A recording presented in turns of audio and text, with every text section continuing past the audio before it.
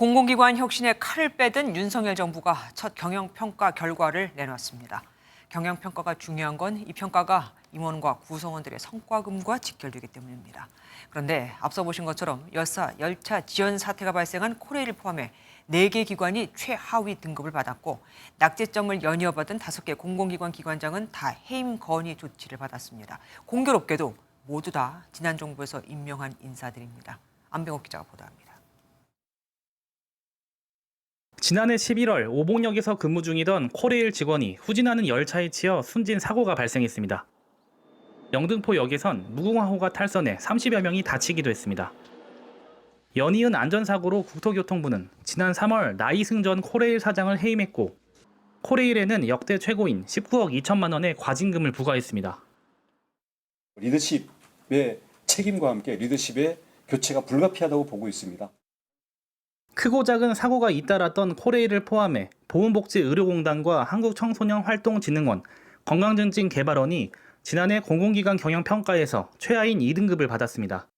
한국전력과 한국토지주택공사 LH 등 14곳도 미흡인 D등급을 받았습니다. 이 가운데 건강증진개발원과 건설기계안전관리원, 보건복지의료공단 등 5곳은 기관장 해임 건의가 결정됐는데 공교롭게도 모두 문재인 정부인 지난 2021년에 임명된 인사들입니다. 과거의 온정주의 관행에서 벗어나서 공공기관의 실적을 엄격하게 평가하였습니다.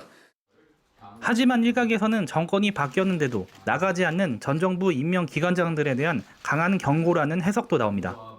재무 상황이 악화된 대한석탄공사와 한국가스공사 등 15곳에 대해서는 성과급 삭감과 자율 반납 조치가 내려졌습니다. 이번 평가에서는 문재인 정부에서 중요했던 사회적 가치 구현 점수가 25점에서 15점으로 낮아진 반면 자산과 부채 등 재무 성과가 10점에서 20점으로 늘어났습니다. MBN 뉴스 안병욱입니다. 안녕하세요. 김주하입니다. 공정하고 신속한 MBN 뉴스, 유튜브를 통해서도 만나보실 수 있습니다. 특히 더 많은 뉴스와 라이브를 보고 싶으시다면 오른쪽을 눌러서 구독하시면 됩니다. 어렵지 않죠? 빠르고 정확한 뉴스로 계속 찾아뵙겠습니다. MBN 뉴스를 시청해주신 여러분 고맙습니다.